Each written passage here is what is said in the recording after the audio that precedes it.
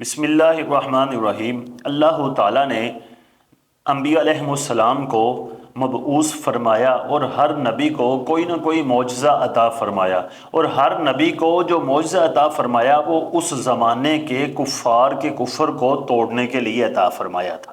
یعنی جس چیز کا اس زمانے میں عروج ہوتا اسی کو توڑنے کے لیے اللہ تعالیٰ اس زمانے کے نبی کو معجزہ عطا فرماتا۔ جس طرح کہ حضرت عیسیٰ علیہ السلام کے زمانے میں حکمت کا عروج تھا، اس زمانے کے حکیموں نے ہر طرح کے مرض کا علاج ڈھونڈ لیا تھا، سوائے ان مرضوں کے یعنی جو کوڑ میں مبتلا ہو، مادرزاد اندھا ہو، مردہ ہو، اس کا علاج نہیں کر سکتے تھے۔ اس کا علاج پھر حضرت عیسیٰ علیہ السلام کرتے تھے۔ اسی طرح باقی انبیاء علیہم السلام کو بھی اسی طرح معجزے عطا ہوئے۔ ایک معجزے کی بات کرنی ہے، سب کی کریں تو بات لمبی ہو جائے گی، کہ اللہ تعالیٰ نے حضرت موسیٰ علیہ السلام کو چند معجزے عطا فرمائے، اور ان میں سے ایک جو بڑا مشہور اور بڑا معجزہ تھا وہ عصا تھا، یعنی ڈنڈا۔ حضرت موسیٰ علیہ السلام کے پاس جو ڈنڈا تھا وہ کہاں سے آیا تھا، آپ کو کیسے ملا، کس چیز کا تھا، اور اس کے کیا کیا کارنامے تھے، میں آپ کو بتاؤں گا۔ سب سے پہلے تو میں یہ بتاؤں کہ یہ عصا وہ ہے کہ جب حضرت آدم علیہ السلام جنت سے دنیا میں تشریف لائے تو اس وقت اپنے ساتھ چند چیزیں لے کر آئے، ان میں سے یہ عصا بھی تھا۔ اور یہ عصا حضرت آدم علیہ السلام کے بعد حضرت شیس علیہ السلام، ان کے بعد جو نبی آیا اس کے پاس، پھر حضرت نوح علیہ السلام کے پاس، پھر حضرت ابراہیم علیہ السلام کے پاس، اسی طرح نبیوں کے پاس چلتا چلتا حضرت شعیب علیہ السلام کے پاس آیا۔ تو حضرت شعیب علیہ السلام نے حضرت موسیٰ علیہ السلام کو یہ عصا عطا فرمایا، اور یہ عصا تفسیر ساوی کے اندر ہے کہ یہ جنت کی پیلو کی لکڑی سے بنا ہوا تھا، اور اس کے بے شمار کارنامے ہیں۔ تفسیر مدارک کے اندر یا اور تفسیروں کے اندر بھی یہ لکھے ہوئے ہیں، اور چند میں آپ کو سنانا چاہتا ہوں۔ ایک دو تو قرآن مجید میں بھی ذکر ہے، جس طرح کہ قرآن مجید کے اندر آتا ہے کہ جب موسیٰ علیہ السلام حضرت شعیب علیہ السلام سے یہ عصا مبارک لے کر اپنے ملک کی طرف آ رہے تھے تو راستے میں ان کو ندا آئی، یعنی اللہ تعالیٰ نے ان کے ساتھ کلام فرمایا، اور اللہ تعالیٰ نے فرمایا اے موسیٰ تیرے ہاتھ میں کیا ہے؟ تو حضرت موسیٰ علیہ السلام نے عرض کیا یا اللہ میرے ہاتھ میں عصا ہے، اس کا میں سہارا لے کر کھڑا ہوتا ہوں، اور اس کے ساتھ اپنی بکریوں کے لیے پتے جھاڑتا ہوں، اور اس کے ساتھ اور میرے کام ہے۔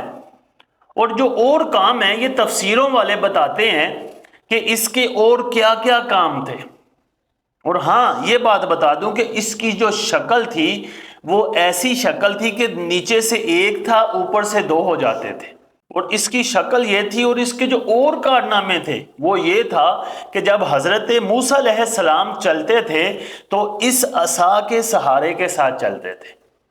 اور اس کے بعد کتنا خوبصورت ہے آگے والا کارنامہ کہ جب حضرت موسیٰ علیہ السلام اکیلے ہوتے اور آپ کسی کے ساتھ باتیں کرنا چاہتے، دل بہلانا اپنا چاہتے، تو اس عصا کے ساتھ باتیں کرتے تھے، اور آپ جیسے اس کے ساتھ باتیں کرتے تھے وہ عصا آپ کو جواب دیتا تھا اور آپ کو خوش کر دیتا تھا۔ اور اس سے آگے کہ جب دوپہر کا ٹائم ہونا، دن کے وقت وہی عصا درخت بن جاتا تھا، وہی عصا درخت بن کر آپ پر سایہ کرتا تھا، اور اس سے آگے رات کے وقت وہی عصا حضرت موسیٰ علیہ السلام کے لیے روشنی بن جاتا تھا اور آپ کی حفاظت بھی کرتا تھا۔